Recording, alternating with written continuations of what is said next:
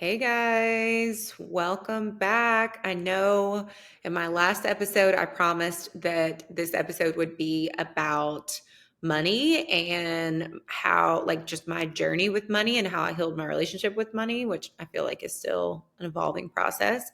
But I'm actually on my 500th book about the frequency of money, and this one's really good. So I was like, let me wait and record that episode when I finish this book because I might have some really great insights that I want to include from the book in the episode. So stay tuned. Instead, I decided this week to talk about my journey with plant medicine because I get a lot of questions about that. And while I have talked about my really huge, like life changing first experience with working with 5 grams of psilocybin specifically, I've really only talked about that experience. And I have a lot of other really significant experiences at this point. I think I've had like 12 or 13 journeys. And I'm going to also just like tell you some of the lingo, like journeying. People call it journeying when you work with plant medicine because you're kind of like, you're going inward, you're going in and you're exploring your subconscious. It is a really incredible tool for releasing old trauma, stuck stuff in the body, feeling lighter, in letting things go, having really strong realizations, being able to work through things and see things with clarity because it kind of like pulls back all of the conditioning that we have, we've all been conditioned through our experiences to think a certain way, and it kind of pulls back that veil and allows you to look at situations with objectivity. You remember, the true nature of reality. You remember who you are. And the crazy thing about that is that after my first few journeys, it was mostly like my initial 3 to 4 significant psilocybin experiences were centered around healing trauma and seeing my traumatic past through a different lens or with a different set of eyes. And then after that, things started to get more like pertaining to my current life and the way I see the world and the way I experience things. That's how my spiritual awakening happened because I remembered the true nature of reality. And after later journeys, I stopped forgetting what happened in the experience and started to remember and literally, change the wiring of my brain. So my brain thinks differently and I see patterns and connections in ways that I didn't see before because I was solely operating through the lens of my social conditioning, like many of us are. So this episode might be a little out there for some people, but I think there's a lot of people that are curious about plant medicine experiences. So I just want to talk about how it's changed my life and is continuing to change my life. Okay, so most people know about my first significant experience. I talked about that in the last episode, if not, so I'm not going to go into deep detail about that. I talked about how I was basically searching for something. I read about trauma and how it impacts you. I mean, throughout my 20s, and I knew, and I don't want to talk about myself like this, but the way I looked at it then from that lens and perspective that I had was like, something is wrong with me. Like these are not normal reactions to triggers. Like I lose control of my emotions in a way that other people don't. Like I just really didn't know how to make sense of myself. But I knew I had enough self-awareness to be like, something's off. And in the reading this book about trauma, I was like, okay, this has literally impacted me on a cellular level. It's impacted the wiring of my brain.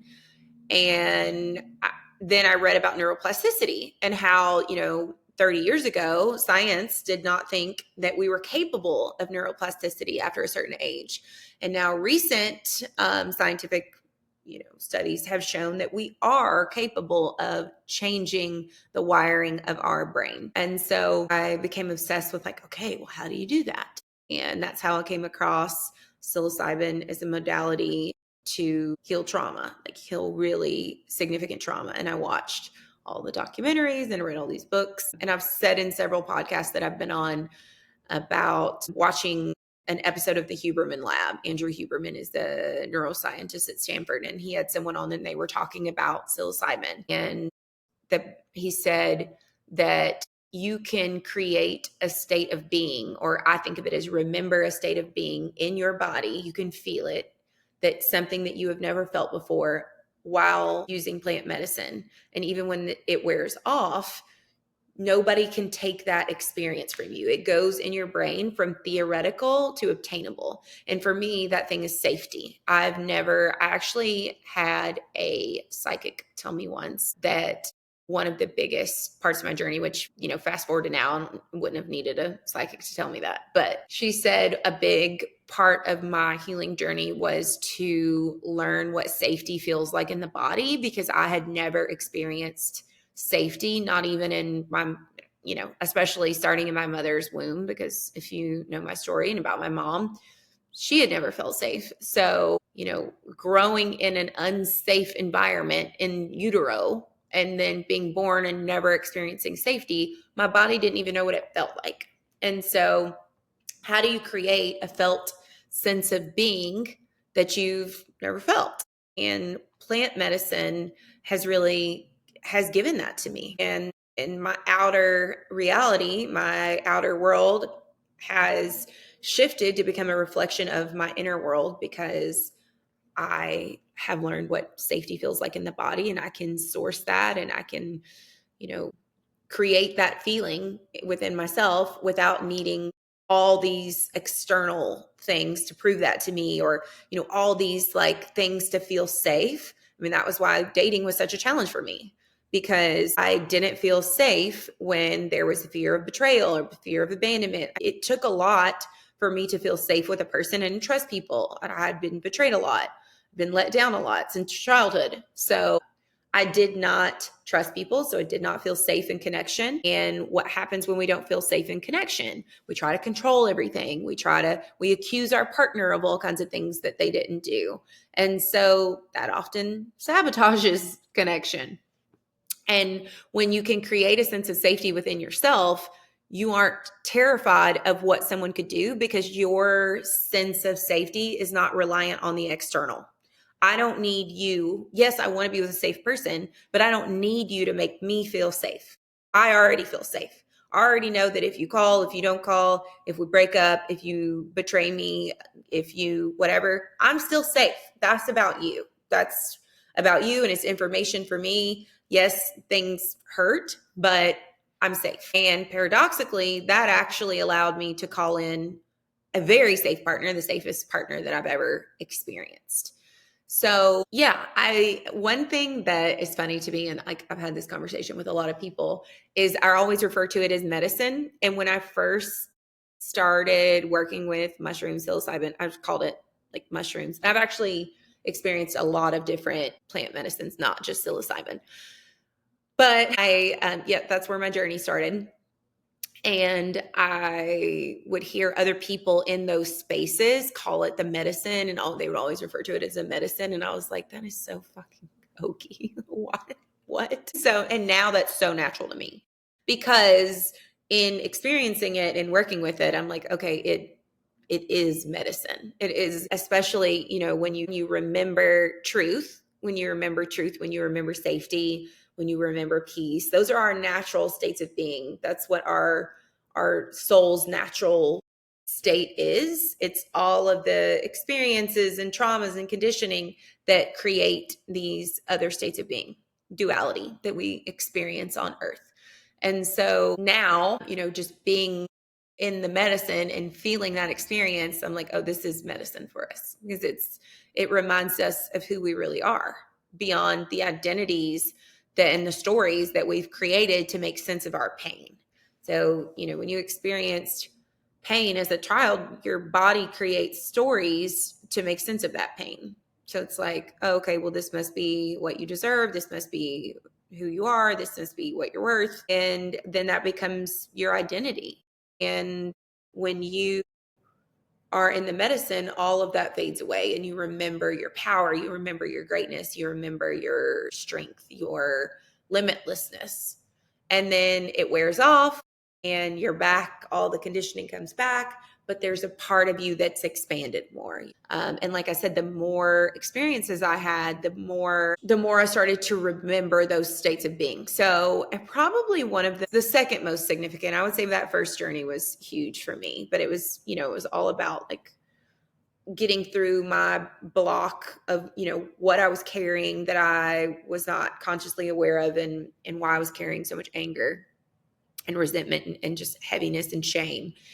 And so that was huge in lifting a lot of that up. That, by the way, it also is like releasing trauma from your fascia. Your fascia is like the connected tissue within your body, and it holds a lot of your experiences, your traumatic experiences.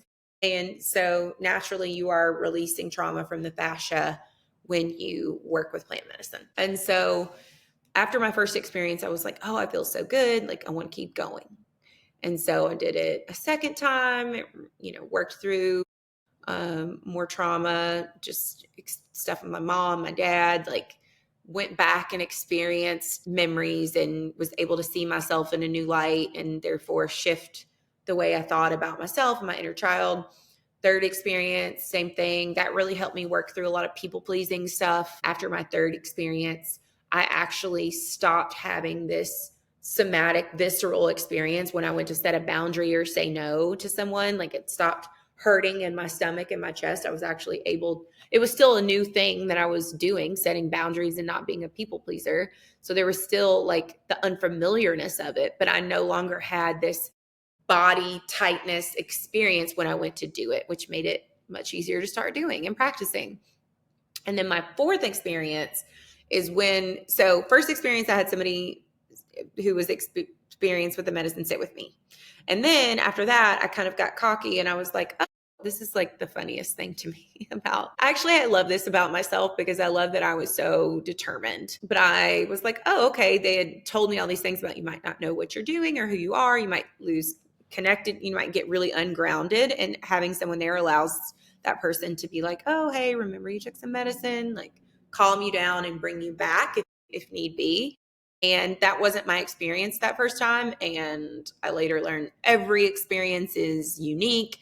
No one can tell you what your experience is going to be like. It's the plants have a consciousness and they are interacting with your consciousness. So it's going to be a unique experience every time. And anyways, after that first time, I was like, oh, I can do this by myself. So I started this ritual once a month because I was like, I'm going to do this once a month, which is way too soon to be doing it. You need more time to integrate the experience and the lessons. But yeah, I had it in my head at the time. I was going to do it once a month to heal different things. And I was like very much trying to micromanage and control the experience, which you also really can't do. And if you try to, you kind of rob yourself of like being open to what needs to be when you get really rigid and trying to control it. So, second experience, I decided I was going to do it by myself. And again, like it went okay. I think I was working with like 3 or 4 grams, and I did exactly what she had done. The lady that sat with me, the woman that sat with me the first time, followed the same thing.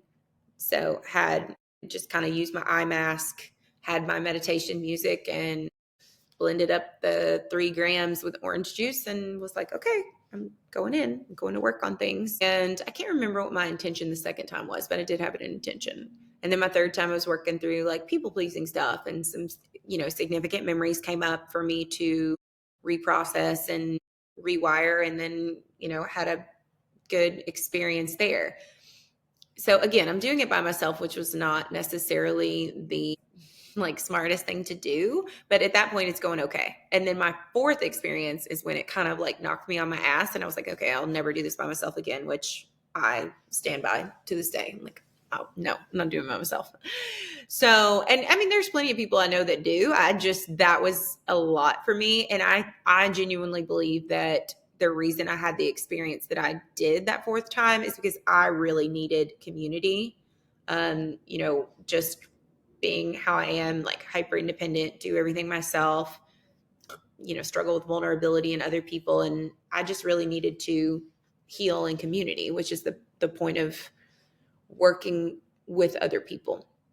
And I don't know that I would have been pushed to do that if I hadn't had the challenges that I did with my fourth experience. So my fourth experience, I was, I went to do the same thing I had done before. I know what it was. My fourth experience, I said that I wanted to trust my own leadership. Really, and what I realize now is because of my early childhood experiences, I learned to not trust myself, to not feel safe. And so was always looking to other people for reassurance or to tell me what I should do. And I said before that fourth experience, I wanted to learn to trust my own leadership. And I wrote that down in my notebook. And then I didn't have any orange juice that time. I only had like diet lemonade. So I mixed 4 grams of mushrooms with diet lemonade in my blender. And then I drank it. And it was weird because it wasn't like the other times. Oh my gosh, I'm like, my palms are getting sweaty talking about this because it was just so I would always like kind of turn my phone off, set it in a drawer somewhere, go into my room, get the mask, turn the music on. And I was in the mask and I was in the mask. I had the eye mask on, but I was like going in and out of like, I wasn't coherent like I had been the other times. And I was going in and out of like reality and kind of forgetting who I was. Like I would forget what I was doing or who I was. And I would looked over at the glass and I was like, oh, right. And I was like, oh, something's different this time. And then I had this thought to myself. I was like, maybe it's the diet lemonade. It's not the diet lemonade. So I get up and I try to look at the clock in my house and I cannot read the clock. And I'm like, oh, fuck. Like, I want to bail. Like, I want to get out of this. And this is so ridiculous. I remember looking at my phone because I was like, maybe I can try to Google like how to get out, take something to get out of like a psychedelic experience. I don't know. Part of me was just determined if I wanted to control the situation, I could control the situation. So obviously surrender has been a big, like learning to surrender to the experience has been like a big lesson for me. So anyways, I couldn't even see my phone. I couldn't even like read words on it. So I was like, okay, well, I'm screwed. And there was what I now know that people call fractals. But at the time, I'm just looking around. I hadn't had any visuals in my earlier experiences. So there's these visuals everywhere. There's like these like colored pyramid shapes and they're on everything in my apartment. They're everywhere. They're on my dog. And I'm like, holy shit. I'm like, the eye mask doesn't matter because I can see things everywhere. And for a while, it was just so crazy. I don't even know how much time passed. At one point, I had my comforter on the floor in my closet. And I was just like, okay, I'm going to get through this. I'm not going to look. I just was terrified to look around. So I was like, okay, all right, it's going to be okay. It's going to be okay. I'm going to get myself through this. It's going to wear off. I'm just going to lay here. It's going to wear off. It's going to wear off at some point. I'm okay. I did that for a little while. And then I was just like, okay, I'm going to try to stand up and get back into bed. And when I stood up, I was freezing cold. Like I had been sweating hot and then I was freezing cold. And I was like, oh, I'm so tired of being cold. So then I try to go to the bathroom and this is a ridiculous story. I don't know who this is helping, but I have a point, I swear. So I go to the bathroom and I turn the shower on and I'm like, see the hot water. I'm like, oh, water. Oh my gosh. And then I think to myself, no, I'm in no position to be showering. So this does not seem safe. Like this does not seem wise. And then I walk into the living room and I have this I have this balcony and there was sunlight coming in and I just laid in like the square of sunlight and I was like, oh, the sun. And then I opened the door because I wanted to go lay on my balcony and just feel the sun. And then I was like, this is again, not wise. So I shut the door. But now thinking back and like what I understand about the medicine and how it works is, I was like, craving earth. I was in this place where I was like, oh, I want to feel grounded. I want to like be supported. I want to connect with nature. So now I know about myself. I want to always have access to outside when I'm having these experiences because then I can go like ground myself in nature. I'm very heavy Virgo, like in my chart. I'm very much a earth sign. I need earth. Earth brings me back. Earth grounds me. And that's exactly what some part of me was trying to do with the water and the sun in this downtown apartment where I thought it was a good idea to do this, which again, in my defense, it had been fine the other times. So then I'm like, crawling around my apartment. Everything's wavy. I'm hot, I'm cold, I'm feeling very frustrated. And now I realize, oh, I wasn't able to just surrender to the experience, which is where all the like, and also I didn't have the context at the time to understand, like I was somatically releasing a lot, which explains the hot, the cold, the restlessness, the discomfort, like energy was moving through me that needed to move. And again, when you can just surrender to that and let happen what needs to happen and let your body enter into its process instead of fighting it, that's when you're going to, have the most gentle of experiences. But when you try to fight it, like me as a control person, with your control stuff, that's when it's challenging. So I remember literally, I was so hot at one point, like pouring water on myself just from like a glass. And then finally, I was like, I put my face in this blanket and I just break down crying. I mean, I'm just bawling. And then I could see all of this, like, I had this like crazy download of this person was there and they were talking to me and they were like, remember, you've been here before. And I remembered that they were right, that I had been there before, but then when it wore off, I couldn't remember what I remembered, if that makes sense. If you've had a download in a psychedelic experience before, you know what that means. So yeah, I could see all these, like, such a big science person, atheist, because of my just religious experiences growing up were just not healthy, and they were very toxic. So I didn't believe in anything spiritual or have like any kind of faith. And in that experience, I remember when I put my head in that blanket, I was like, had this overwhelming feeling of like peace and joy. And I kept thinking to myself two things. I was thinking, your life is never going to be the same after this. And I was thinking, this is what people feel when they say they found God. Like this is it. This is that feeling that people must be describing, because it was like nothing that I'd ever felt before.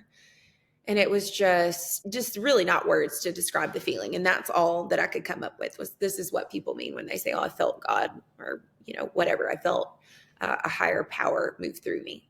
And yeah, I could see these people that I knew, and I could see all of these things. And I was like, oh my gosh, like there's so much more to reality than we realize. Like we have no idea everything that's happening. And, there's so much more that science doesn't know. And it was just like all these crazy downloads.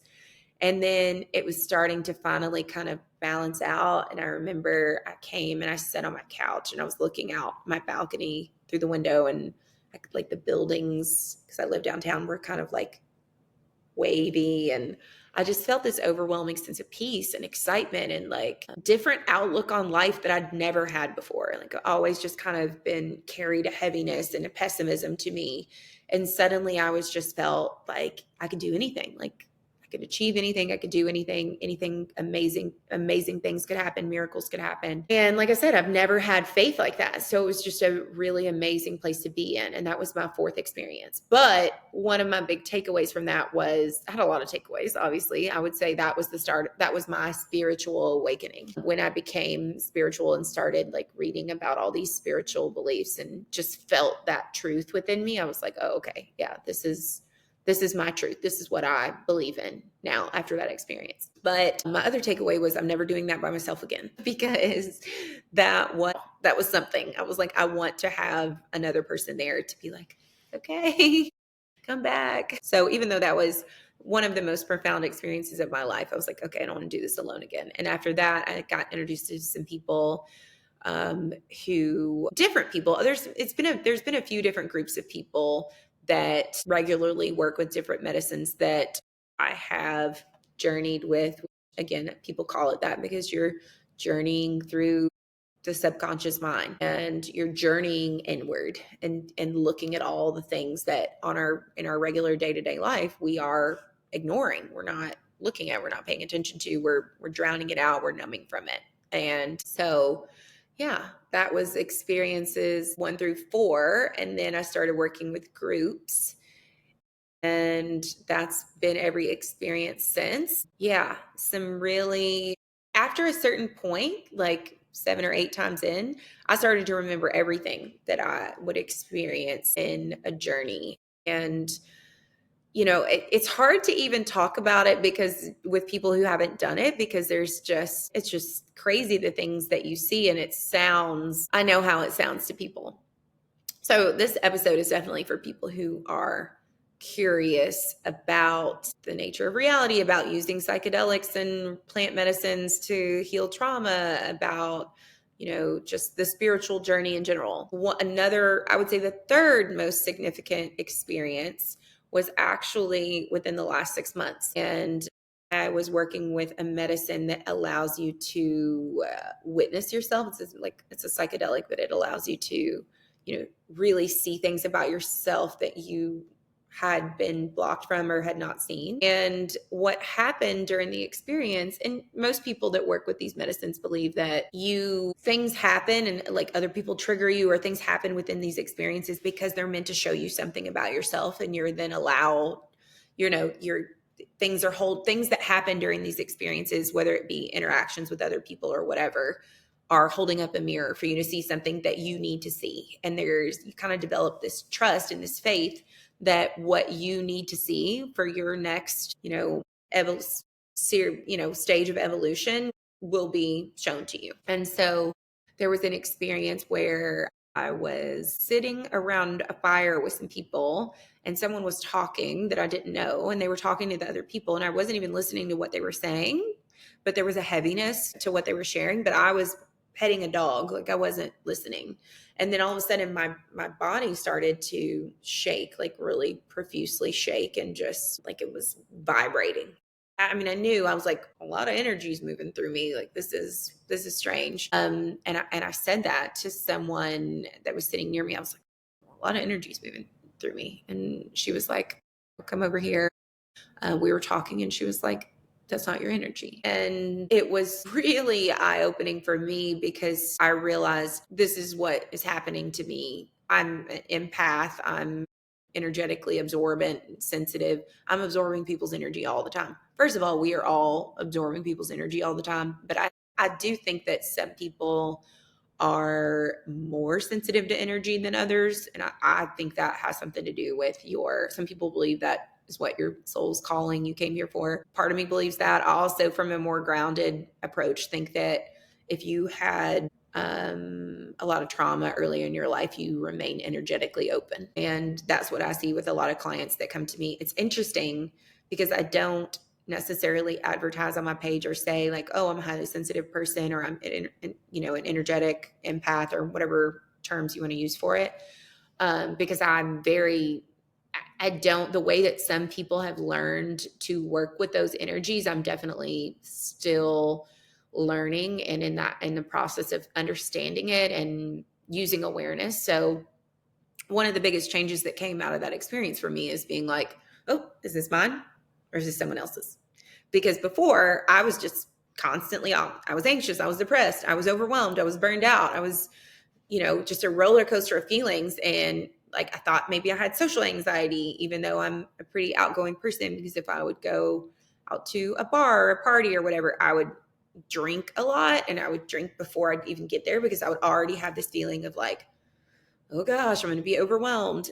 And now like all of that makes so much sense to me, because I'm like, I'm absorb people's energy. And in a bar or a party, like it's a lot of chaotic, anxious energy in there. And that's why it drained me. And that's why interactions with certain people drain me. And that's why, I experience life differently than some other people do. And that's always made me feel strange, which just validated a lot of my lived experiences. And it made a lot of sense to me. And after that, I really got particular about my energetic hygiene with my sage, with my Palo Santo, with my just rituals of like a salt bath, or, I do, after I work with clients, I wash my hands at the wrist, and I'm like, any energy that's not mine, I'm sending it back to the earth. Or even just the awareness of being in close proximity to someone who has a lot of heavy energy, and being like, okay, that's their energy. I don't have to take this on. Ooh, I'm not letting this enter my field. Like I can kind of feel it coming in, and then I can set boundaries, energetic boundaries, and, tangible everyday boundaries and energetic boundaries. I have really learned the importance of those through that experience. And, regardless of if it's a friend or whoever that wants me to go somewhere and I just my body's saying no, I don't go. And that's because I'm not going to put myself in situations that are going to drain my energy, because your energy is your most precious resource. And it's so fascinating to me that even though like I said, oh, that was a big long tangent, but I do not advertise, oh, I am this, that, or the other. But so many of the women that come to me, they're dealing with codependency, they're dealing with attachment issues. But at the root of it, I would say 84% of them, they're sensitive to energy. They have they're empathic. They absorb people's stuff. And when I start describing what that experience is like to them, they're like, oh yeah, that's me. Or I see it in their astrology chart. And so I think, there's this natural draw to my work, even though, I don't necessarily come out and say, oh, I can help you with your energetic hygiene, or I can help you with your energetic boundaries. If you're a highly sensitive person, I can help you with that. So, yeah, one of the most beautiful things that I share with people about that experience is that when you take an inventory of like, who are the people in my life that after I interact with them, I don't feel drained, I actually feel replenished, or it feels like there's this energetic balance being around them. And who are the people that feel the opposite of that? They feel like, it feels like I'm drained. It feels like they take from me and I feel heavy afterwards, to the point where I dread being around them. And the difference there, it was explained to me, and I thought this was such an eloquent description of it, is when someone else in your life is energetically sensitive, if they're empathic, it's like you're speaking the language of energy when you're together, and there's this balance that's present. So like you're witnessing them in their fullness, and they're witnessing you in your fullness, and you can feel that energetically, and you feel seen. And when you're around someone who is very consumed with themselves and they don't have that, they're just not as empathic or energetically absorbent as you, some part of them can subconsciously feel or unconsciously feel that you make them feel better. So they walk away from the interaction feeling better, and you feel drained, exhausted, etc. And so it's a gift to be sensitive and to be empathic, but it's learning to set those boundaries and protect your energy is the most important part of that. So I would say that was probably, that explains so much about my whole life, and has completely shifted my life in terms of when I start to feel heavy or exhausted or overwhelmed, I'm like, okay, is this my stuff? Is this in the field? Is this somebody else's? Is there a relationship in my life where there's not an energetic balance, where I need to create balance? Because otherwise I'm going to keep feeling this drain. All my energy is going to be drained from me. And so, yeah, I would say first experience with plant medicine, most significant. Fourth experience, second most significant, because that sparked my spiritual awakening. And then an experience within the past 6 months is when I really started to understand, which I knew, but like viscerally watched myself take on and absorb someone else's energy without me even listening to what they were saying. And some of that, like in my chart, it talks about how in childhood, to balance out the heavy energies and the intensity of my mother, I would absorb her energy a lot. And so it's almost like this natural process that happens where when there's something heavy in the environment that I'm in, I start to absorb it, which then I'm carrying it. So it's learning how to not take on and absorb what is not yours to take on and absorb, and to also let go of what was not yours to carry. And that's a big thing that plant medicine can do for people, is allow you to set down and let go all that you've been carrying, because a lot of what we're all carrying is not ours. It's our parents, it's passed down, it's ancestral trauma that we are still carrying. And I've talked to a lot of people that have had plant medicine experiences where they are actually purging stuff that's not there. I've also experienced that, where I'm purging a lot of stuff that is not mine. And I've talked to other people who could actually see, have visions of ancestral trauma that they were moving through in the experience. So there's so much more I could say about that. And it's hard to imagine who this episode is for, because if you were just like somewhat curious about the concept of using psilocybin for as a healing modality, that might have been way too down the rabbit hole for you. Or if you are a veteran to it, that might have not been deep enough. So I don't know who's seeing this or what your takeaway is, but I would be happy to answer any questions that you might have. I love talking about it with people. I've had several people over the past, year or two where I've been working with the 2 years where I've been working with the different medicines, just want to pick my brain about it because it's obviously a big decision. And I think that if it's calling you and if it's for you, it's not the only method to heal complex trauma. There are other ways, but I definitely think that if you're only doing talk therapy, you're missing some really important components like somatic work. Again, the stories are just the stories. They are created to make sense of the pain that lives within the body. So, what are you doing to release the pain within the body? And so, different somatic practices, breath work is huge. I spent a lot of time doing breath work as well. There are so many different medicines with different uses. I've worked with heart opening medicines and medicines that help you like connect back with your body if you're disconnected from it. And then of course, the psychedelic experiences, which are different as well. So yeah, that is just a little bit of my story with plant medicine and my spiritual awakening and my spiritual journey. One of the things that I love to do now is help women. So, some of the women that come to me are very strictly just like they want to work on their attachment wounding, but I'm able to bring in like shadow work and young psychology concepts and all these different things that are spiritual to help support them as tools. And when I explain it in a very grounded way, because my brand is sort of where spiritual concepts and neuroscience and psychology, they're all saying the same thing in a lot of ways using different languaging. And so I just use the framework that works best for the client. But I do really love when I get people who are on a spiritual journey and I'm able to help them make sense of the experiences that they're having as well, because I have went through all of the ups and downs and roller coaster ride of it myself. Dark night of the soul, all the things. So yeah, let me know what questions you have. And if there's something I talked about in this episode that you're like, hey, can you make a full episode on that? Because I want to know more. And yeah, talk to you soon. Bye.